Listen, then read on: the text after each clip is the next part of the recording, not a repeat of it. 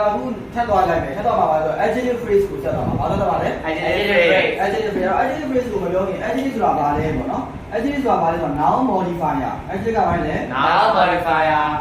modifier ဆိုတာကျွန်တော်က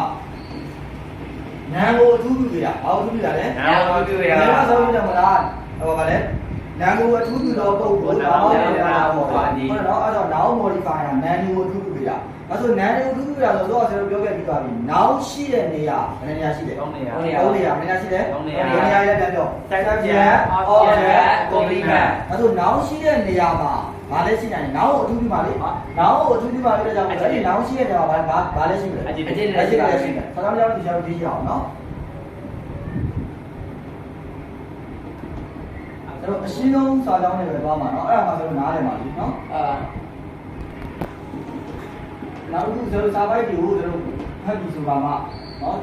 ခွဲအဲ့ဒါမှအလို့စားလိုက်တွေ့တာဒီတော့လည်းကျွန်တော်အရှင်းဆုံးကိုပါတယ်ဖတ်ကြပါမယ် box on is mine စာရမှာဘယ်ဟာရင်းလို့လဲဘာလဲဘက်ကဘယ်ဟာလဲ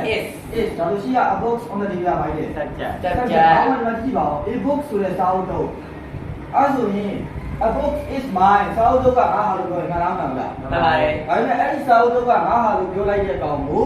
ဒီနောက်က on the table ဆိုတဲ့စကားစုလေးကအဲ့ဒီစာအုပ်ကိုသွားပြီးမလုပ်သေးဘူးအဲ့ဒီစာအုပ်ကိုသွားပြီးဘယ်ကစာအုပ်လဲပေါ့နော် a book on the table အဲ့ကြမှာသပွဲပေါ်ကစာအုပ်ဘယ်လိုပြောလဲသပွဲပေါ်ကစာအုပ်သပွဲပေါ်မှာရှိတော့ adjective phrase ကိုကျွန်တော်ဒေါနဲ့ပြန်တယ် adjective phrase ကိုဘာနဲ့ပြန်လဲဒေါနဲ့ပြန်ပါမယ်အဲ့တော့ဘယ်လိုလဲသပွဲပေါ်မှာရှိတော့စာအုပ်ဒီ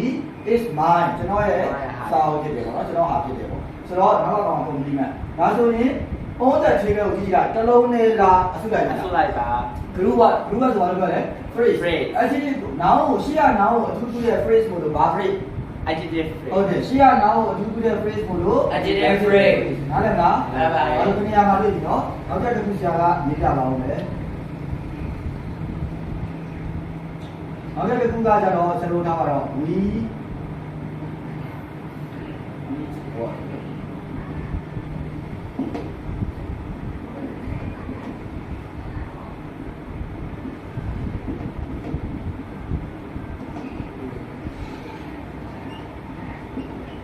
Okay, how about we need water? we need water. It is all vital important. Vital ဆိုတာအသက်တမျှဆိုတဲ့အဓိပ္ပာယ်နောက်က important ဆိုတော့အသက်တမျှအရေးကြီးတော့အဲ့တော့ we need water ကျွန်တော်တို့ရေကိုလိုတယ်ဒါကတော့ main sentence ပေါ့နော်ဒါပထမကျွန်တော်တို့ရေကိုလိုပါတယ်ဆိုတဲ့ sentence နောက် sentence ကိုနောက်ကြည့်အောင်ပထမဘက်ကပဲလေ is ဟို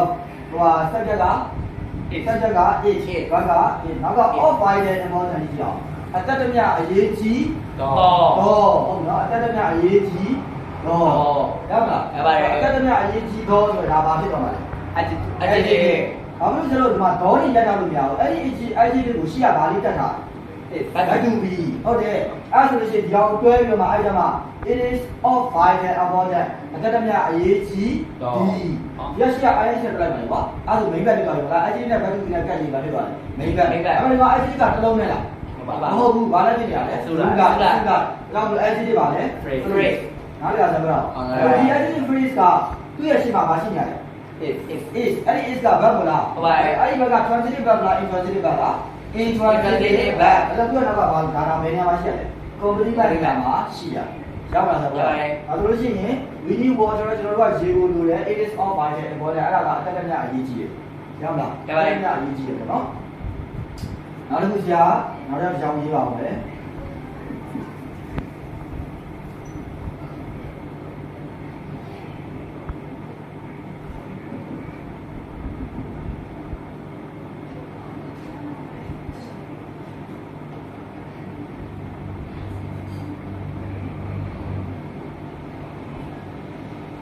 看这个玩意儿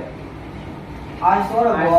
boy who entered the tree I saw အဲ့ဘာကဘယ်ရလဲ saw a bad အဲ့တော့နောက်က a boy who entered the tree ဆိုတာဒီပါလားလဲ object ပေါ့ဗာလဲ object a boy ဆိုတာကောင်းလေးတယောက် who ဆိုတော့အဲ့ဒီကောင်းလေးက entered the tree မှာရှိတာလေတပည့်အောင်အောက်မှာရှိတယ်အဲ့တော့တပည့်ရဲ့အောက်မှာရှိနေရောက်အောင်လုပ်ရမယ်တော့အဲ့တော့ဒီရှိက a boy ဆိုတဲ့ noun လေးကိုနောက်က who under the tree ဆိုတာကသွားရလို့ပါအထူးပြတာပါဒါဆိုနောက်က who under the tree ဆိုတာလေးက ရှေ့က noun ကိုအထူးပြုတဲ့ကြောင့်ဘယ်လိုပါလဲ noun ကိုအထူးပြုရင် adjective အဲ့ဒီ adjective ကလုံးနဲ့ရှိနေတာလားဘူးလိုက်ရှိနေတာလား ဘူးလိုက်ရှိနေရပါ အဲ့ဒါကို adjective Phrase နားလည်လား နားပါတယ် adjective phrase ကိုကျွန်တော်ဘာလဲပြောနေတာလဲ တော့ အဲ့တော့တစ်ပင်အောက်မှာရှိနေတော့ကောင်မလေးကိုငါမြင်ခဲ့တယ်နားလည်လားဒါဆိုရင် adjective phrase ကိုလည်းဗာနေနေရာပါပြင်တာလေ သုံးနေရာ နေရာရှိရနေရာလေ noun ကိုရှိရနေရာ subject နေရာ object နေရာ complement နေရာအဲ့တော့ noun တွေကိုဘာလုပ်ပြရလဲသူကအ ထူးထူးနေရာပါ ရောက်လား ဟုတ်ပါတယ် နော် okay